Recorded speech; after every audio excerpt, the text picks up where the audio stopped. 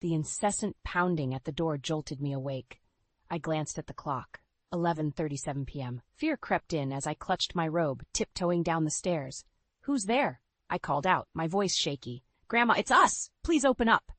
Two small voices pierced through the howling wind and pelting rain. I swung the door open to find my grandsons, Alex and Caleb, drenched and shivering on my doorstep. Caleb clung to a crumpled piece of paper in his tiny fist. "Boys? What on earth?" My words caught in my throat as I ushered them inside, wrapping them in thick towels. "Mom, she left us at the park," Alex said between chattering teeth. "She told us to come here." Caleb shakily held up the note. "Read it, Grandma." My hands trembled as I smoothed out the soggy paper. 5 scrawled words made my heart plummet. "Take them to Grandma's house." Jenna's looping cursive mocked me from the page. How could she abandon her own children like this? "I'm so sorry, boys," I whispered, pulling them into a fierce embrace. Caleb's little body shook with sobs. "You're safe now. I've got you." I marched them upstairs, bundling them into warm pajamas. Haunted eyes followed my every move as they huddled on the guest bed. "Will Mom come back for us?"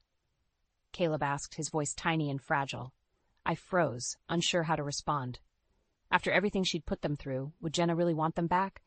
Swallowing hard, I gently brushed Caleb's damp curls from his forehead. "We'll figure this out tomorrow. Tonight, you just need to rest." Alex remained stoic, clenching his jaw to mask the fear flickering in his eyes. At 10 years old, he tried so hard to be the brave one. As I settled into the armchair beside their bed, their shuddering breaths slowed into the peaceful rhythm of sleep. Yet haunting questions whirled in my mind, dark memories stirring. My relationship with Jenna had been fraught from the beginning. The sweet, loving girl my son Derek fell for vanished after their wedding, replaced by someone manipulative and cold-hearted. Still, she was their mother. What desperation could drive a parent to abandon their own flesh and blood? A gnawing suspicion took root. This was about more than just bad parenting.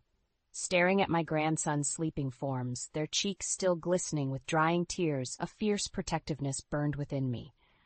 I would get to the bottom of Jenna's deceit, whatever it took. For now they were home, they were safe, and I would do everything in my power to ensure it stayed that way. As the first pale rays peeked through the curtains, I allowed my eyes to drift shut, steeling myself for the maelstrom ahead. The shrill trill of the phone jolted me awake at the crack of dawn. I immediately tensed, scanning the bed. Relief washed over me as I saw Alex and Caleb huddled together, still slumbering peacefully. "Hello?" I whispered, padding out of the room. "Mrs. Mitchell, this is Sheriff Davis. We received a troubling report last night from a family at Oak Ridge Park." My stomach twisted into knots as the sheriff proceeded to recount how a hysterical Jenna had shown up in the middle of the night, rambling about voices telling her to hurt the boys. She'd fled before the cops arrived, leaving Alex and Caleb alone on a rain-soaked park bench. "We've been searching all night, but there's no sign of her." His gruff voice softened. "I know you two had your differences, but are the boys safe with you?" Squeezing my eyes shut, I managed a tight nod before realizing he couldn't see me. Yes, they're here, safe and sound." After ending the call, my hands trembled as I glimpsed the shredded remnants of my tranquil, retired life around me. How could Jenna put her own sons through such trauma? I hurried back to the bedroom, my heart clenching at the sight of them cuddled together like orphaned kittens. Jenna's depraved actions were utterly unforgivable, but what terrified me most was the possibility of far deeper depravities lurking beneath the surface. Voices telling her to hurt them, or her own twisted thoughts whirling out of control. Over the next few days, I discreetly made inquiries around town, desperate for any clues that could shed light on the dark path Jenna had ventured down. What I uncovered made my blood run cold. "She's lost her mind, plain and simple," Derek's old friend Mitch grimly told me one afternoon while I had the boys occupied playing in the backyard.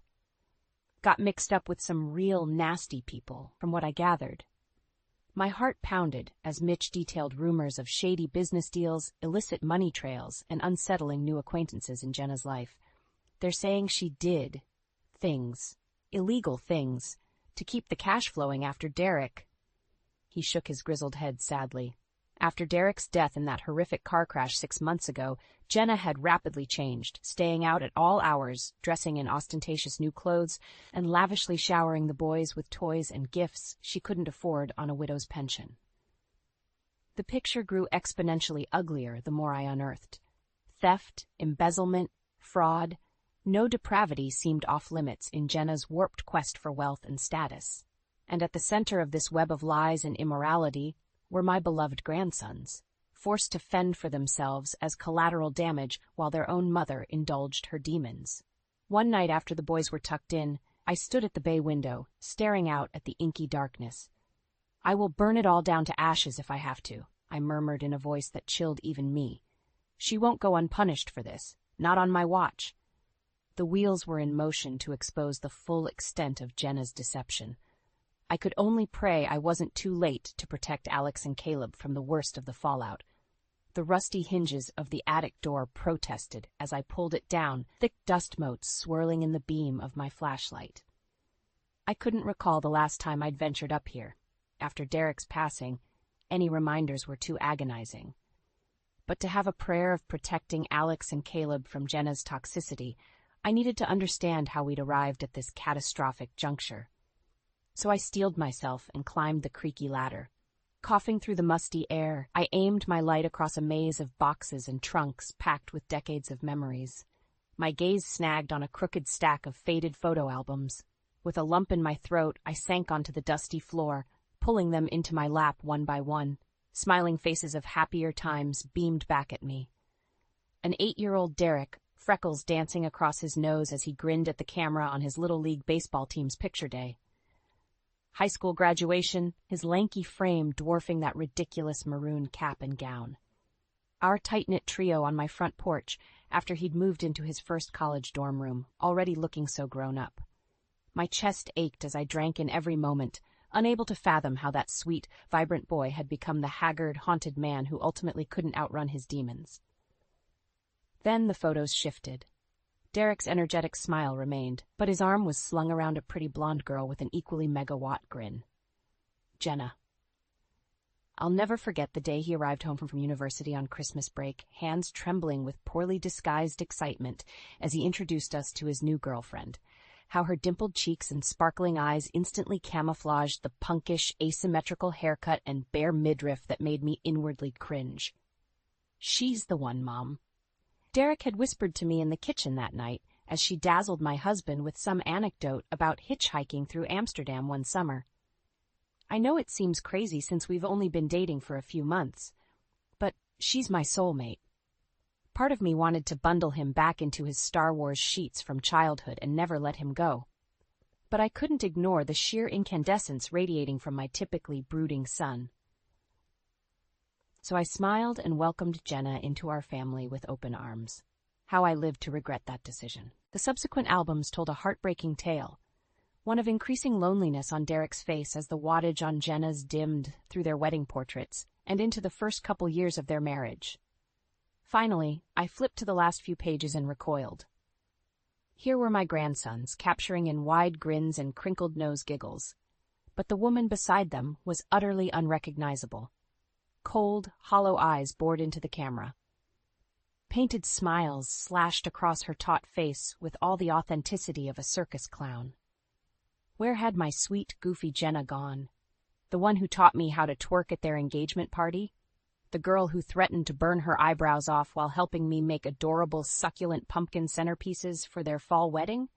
Slapping the album shut, I shuddered as the revelations washed over me. Jenna's betrayal of Derek ran even deeper than I could have imagined. She'd sucked the very light and joy from his spirit long before his tragic demise last year. I swiped at the heated tears streaking my cheeks as a grim calm settled over me. Whatever drove Jenna to her current depths of immorality, her own children would not be her next victims. Not if I had any say in the matter. "This is ridiculous. You can't keep my children from me." Jenna's shrill voice sliced through the diner's murmured chatter like fingernails on a chalkboard. I stiffened as she stormed up to our booth, eyes wild and knuckles blanched from clutching her purse strap. Alex and Caleb instantly shrank back against the cracked vinyl seat. Caleb whimpered, and I instinctively tugged them closer under the safety of my arms. "Don't you dare upset them further," I warned in a low tone. "The boys are terrified of you, Jenna, and after what you pulled, can you blame them?" Her lips curled into an ugly sneer. "Oh, so you've turned them against their own mother? That's rich, coming from the woman who poisoned Derek against me for years." I opened my mouth to retort, but she cut me off with a harsh laugh. "Save your breath, Lorraine. I want full custody, effective immediately. If you don't hand them over willingly, I'll take you to court and make you regret the day you ever met me." Shaking her head slowly, she leveled me with a chilling glare. "Mark my words, you won't be able to protect them forever." With that ominous vow hanging in the air, she spun on her spiked heel and stormed out, leaving us all shaken. I clutched the boys tighter, feeling their tiny bodies trembling against mine. They shouldn't have to endure this trauma, not from the person who was supposed to nurture and safeguard them. When we returned home, Sheriff Davis was waiting on the front porch, hands shoved in his pockets. "We finally got to the bottom of what Jenna's been up to," he said grimly, "and it's not good." My heart plummeted as he recounted a twisted web of fraud, theft, and money laundering, all stemming from Jenna's efforts to siphon funds from Derek's life insurance payout after his death. "She set up shell companies, forged documents, you name it," the sheriff said, shaking his grizzled head. "From what we can gather, her crazy behavior was all an act. A way to get the boys out of her hair so she could pull off this whole scam undetected." White-hot fury blazed through me at the thought of her using our sweet grandsons as disposable pawns in her greed-fueled games.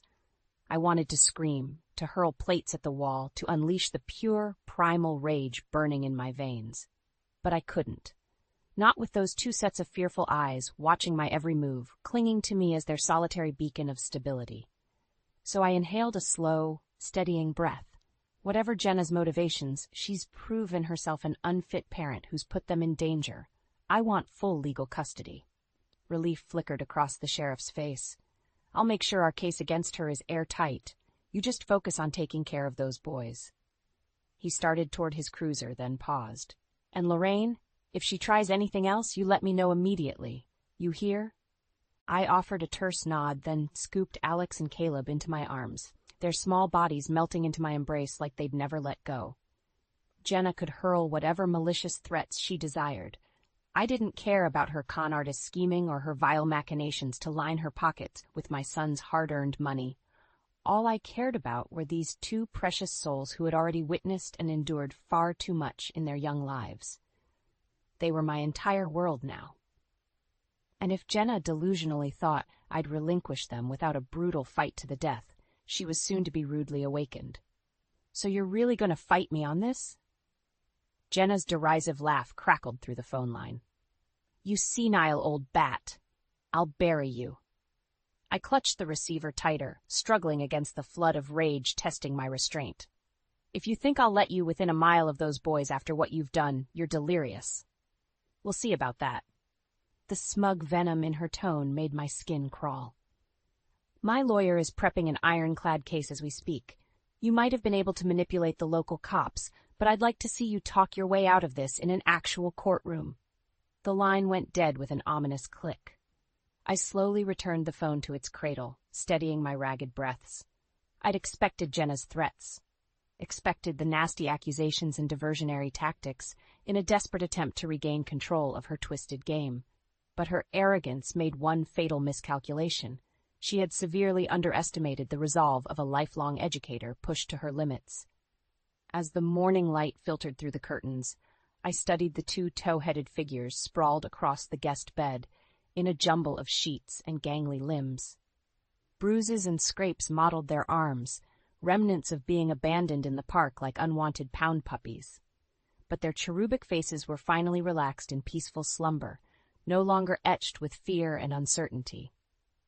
In that moment, I vowed to do whatever was required to preserve this newfound serenity they so desperately craved, which meant playing Jenna's macabre game and beating her at it without hesitation. I strode into the study and booted up my laptop, fingers flying across the keys as I toggled between search engine results for top private investigators near me and local family law attorneys with stellar custody case track records.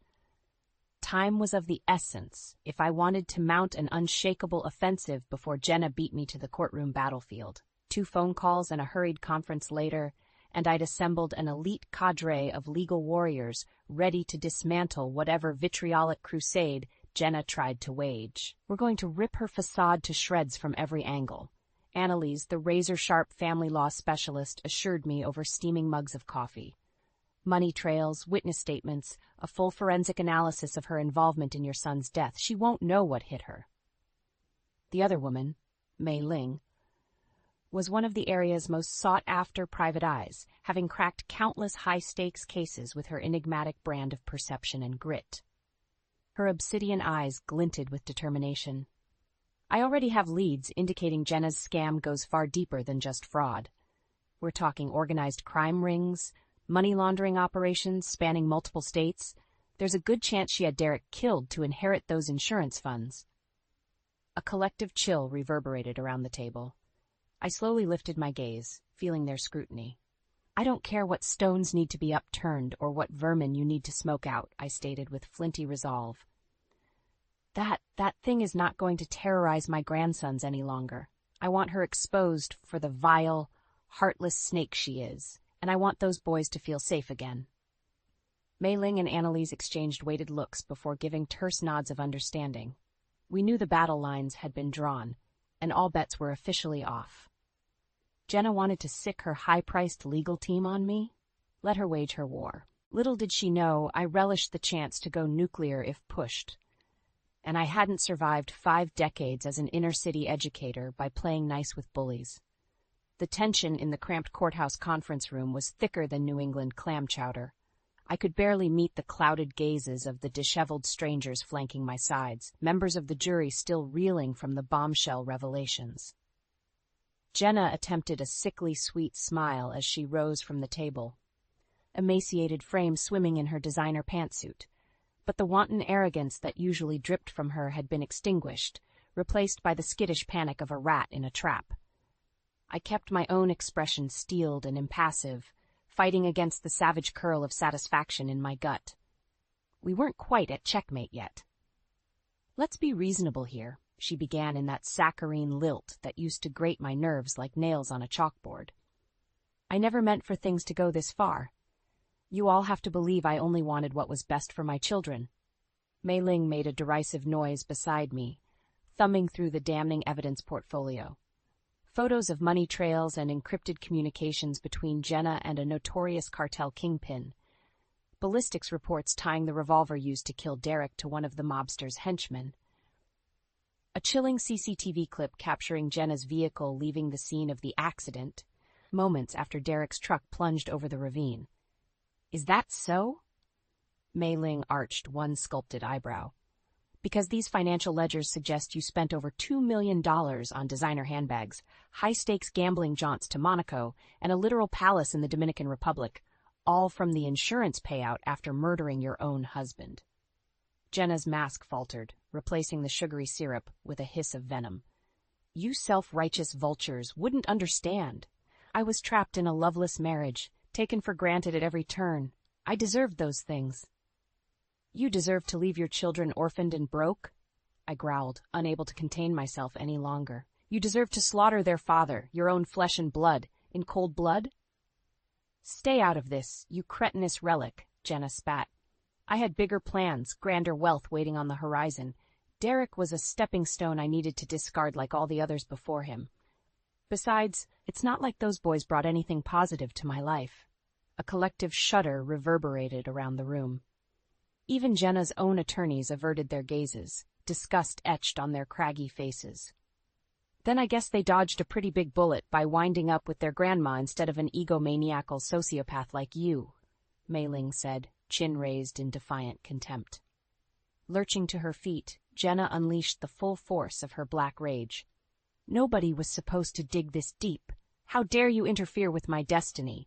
Those brats and their pitiful trust fund were just the tip of the iceberg. She wheeled toward me, eyes wild with madness. I hope you're prepared to suffer, Lorraine. Starting with watching your precious grandsons be stripped away once my associate's on the outside. The gavel cracked down as a hulking bailiff seized Jenna's flailing arms. That's enough, ma'am. You've already dug your grave deeper than hell itself. In the pandemonium, Annalise discreetly slid her hand over my clenched fist under the table. A small, grim smile tugged at her lips. We got her, she murmured, in front of the entire jury. Attempted murder, conspiracy to commit murder, racketeering violations, criminal negligence toward minors. The rap sheet goes on and on. By the time we present our closing arguments, she'll be praying to go away for life instead of lethal injection. With dawning realization, I glanced around at the pale, stricken faces of the jurors, middle-class Americans much like myself, looking as if they'd witnessed the devil herself unleashed on their quiet hamlet. Not one semblance of sympathy remained for the raving, unhinged woman being restrained before us. In that surreal moment, the gravity of the victory sank in. My son's legacy had been preserved. My grandchildren had been pried from the clutches of a demonic succubus by the barest margins before it was too late. And the deranged charlatan who almost stole everything from me in her quest for wealth and power would finally be entombed where she belonged, in a cage. As Jenna's unhinged howls receded down the courthouse corridor, I felt the leaden weight of tension slough off my shoulders for the first time in over a year. An era of healing could finally commence. A heavy silence blanketed the courtroom as we reassembled the following day for closing arguments and sentencing. Jenna had been temporarily removed, giving the jurors some respite from her poisonous presence before delivering their verdict. But the tension was still palpable, a suffocating dread that the unthinkable could still transpire and that vile harpy might somehow slither away unscathed. Mei Ling squeezed my arm as we took our places at the prosecution's table. Just a little while longer. Stay strong. I managed a resolute nod, scanning the crowd until my gaze landed on Alex and Caleb flanked by their court-appointed guardian. Their angelic faces were somber, almost sage-like in their premature hardening against the realities they'd been forced to endure. It fortified my resolve to see this malignancy eradicated from their lives once and for all. They deserved the world, warm homes, unconditional love, blissful days of chasing lightning bugs and jumping into leaf piles. Not this paradigm of toxicity and reckless self-interest. The courtroom fell into a hush as the bailiff escorted Jenna inside, her rail-thin wrists encased in shackles. Our eyes bored into one another, Hazel meeting Ice Blue in a silent clash of wills. "State your final remarks," the judge intoned, his weary tone betraying the aftershocks of the evidence he'd presented over the last several days. Jenna rose on shaky legs, painted lips pursing into a defiant sneer. "I have no final remarks, aside from the fact that this biased, uncultured backwater of a town has no comprehension of the grandeur I was born to achieve." A disgusted titter rippled across the gallery. Jenna's gaze flickered around the room before landing squarely on me, that sneer metastasizing into a look of pure, undiluted hatred. "They're my sons. My flesh and blood, not this decrepit harpy's. Yet because of your deranged witch hunt, I've been robbed of my rightful legacy, all for the sake of two ungrateful little bastards who did nothing but hold me back." Her voice rose to a shrill screech, spittle flying. "They don't deserve my fortune or my empire. I hope they rot right alongside you for the rest of their pathetic—" "Miss Mitchell?" The judge's boom reverberated like a shotgun blast, startling Jenna into stunned silence. "I will have order in this court." He turned his withering glare toward the jurors, who flinched collectively. In light of the overwhelming evidence presented, as well as the defendant's own admissions of guilt, any further grandstanding is unnecessary. Tugging on the hem of his robe, the judge exhaled a solemn sigh. "Jenna Mitchell, this court finds you guilty beyond all reasonable doubt on all counts, including first-degree murder, criminal conspiracy, child endangerment, money laundering, and racketeering. You are hereby sentenced to life imprisonment without possibility of parole." An anguished howl spilled from Jenna's twisted lips as the sentence hit home. "No, you can't do this to me. I was destined. I was meant for glory, for opulence." Two burly bailiffs gripped her flailing arms as she fought against their restraints with feral desperation. "Let me go. I won't rot in your cages, you pathetic scum. Alex, Caleb, you were supposed to be my legacy." Our eyes met one final time across the courtroom as she was hauled toward the doors. Ironic, the woman who had sacrificed her own children in pursuit of greatness was now little more than a rabid dog being carted away from polite society. As the doors clanged shut behind her, an eerie silence fell over the room like the aftershock of a bomb blast. We all remained motionless, struggling to process the finality of it. Then, a tiny sound pierced the hush, the muffled sniffle of a child crying. I whipped around to see Caleb burying his face in his guardian's shoulder, whole body shaking with sobs of bewildered relief and anguish. Alex's jaw was set in a rigid line, but crystalline tears streaked down his ashen cheeks. In that moment, my heart both swelled and shattered at once. No child should ever have to witness such depravity, least of all from the person who gave them life. But as I pulled them both into my embrace, permitting myself to finally unleash the torrent I'd pent up for far too long, I swore on my life it was the last trauma they would suffer. From here, their worlds could only grow kinder and brighter. The spacious backyard was bathed in a warm summer glow as the evening shadows lengthened across the grass. Raucous laughter and the crack of baseball against aluminum echoed through the twilight air. "Heads up, Grandma!" I barely had time to glance over my shoulder before the battered softball whistled past my head, Caleb's voice ringing out in a peal of unbridled mirth. Clutching my chest in mock horror, I shook my head at the now 10-year-old cherub barreling toward me. "You rascal! Where did you learn to throw like that?" "From Alex," Caleb proclaimed proudly, puffing out his narrow chest. "He's teaching me all his pitches so I can make the all-star team next year like him." I ruffled his sandy curls, speckled with grass stains and sweat. "Is that so? Well, you two had better work up an appetite for those famous Mitchell family burgers I'm about to fire up." "Yes!" Caleb crowed, bounding across the yard to where Alex stood whipping pitches into an ancient catcher's mitt.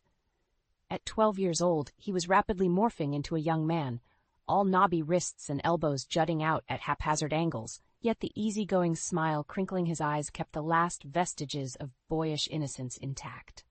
For now. As I busied myself stoking the grill, they resumed their impromptu batting practice, periodic whoops piercing the evening calm. Just a couple of rambunctious boys being boys, the way nature intended. Idly flipping the burgers, I couldn't help but gaze at them with a contented sense of pride and reverence. 2 years ago, they had arrived on my doorstep as skittish, traumatized waifs, their childhoods robbed from them by that soulless, vicious monster. But to see them now, shrieking and tussling on the grass with all the wild abandon of kids their age, it was nothing short of a miracle reborn from the ashes. "Grandma?" I glanced up to find them hovering at the edge of the concrete patio, grass stains crisscrossing their knees and T-shirts askew. Caleb fidgeted in that familiar way he did when broaching a sensitive topic. You don't have any other grandkids, do you? Just us?" My breath hitched slightly as I studied their earnest young faces. It was something I'd never pressed them on, not wanting to risk dredging up memories of that shattered former life. "No, honey," I replied gently. "Just my 2 favorite grandsons." Alex scuffed at the patio with his toe, jaw tightening the way it always did when wrestling with something monumental. "So you wouldn't mind if we didn't want to go by Mitchell anymore?" A pregnant pause stretched between us as my mind whirred, processing the weight of their request. Then Caleb barreled ahead in typical headlong fashion. "It's just, you're not like her, Grandma. And that name, it reminds us of all those bad, scary times we want to forget. We want your name instead, to match our real family." His imploring gaze shimmered with unshed tears, and I felt my throat constrict as the profundity of his plea washed over me. In that moment, I saw the depth of their courage shining through, 2 little warriors who had conquered more darkness than men 4 times their age. Clearing my throat, I turned to give Alex, my solemn, sensitive soul, an opportunity to voice what he'd clearly been mustering for a while. He held my gaze steadily. "Mitchell was never who we really were anyway. You're all we have, Grandma, and all we'll ever need." The words tumbled out in a childlike rush, but their impact was profound and eternal. A renewal of selfhood, an absolving of the shackles that had bound them to that venomous succubus's legacy. Crossing the patio in 2 strides, I enveloped them in my arms as my own tears finally spilled free. A kaleidoscope of memories ricocheted through me. Motherless childhood, dreams of raising kids in a loving home of my own one day, than the heartsick reality of being alone as an empty nester. Until these two battered little souls had resurrected my world from the ashes of despair. And now they were my entire universe. "Of course, my sweet boys," I whispered through the thickness gripping my throat. "From now on you'll have the family name you were always meant for. Sutherland. My Sutherland grandsons." Their answering embrace tightened with wordless emotion searing deeper than any dialect. A bygone open wound had finally mended into an unbreakable seal of wholeness. Jenna had gambled everything in pursuit of superficial glory, only to be banished into perpetual insignificance. But I, just an ordinary Midwestern widow, had reclaimed the greatest prize of all, a true, unshakable family, bound by the eternal ties of unconditional love.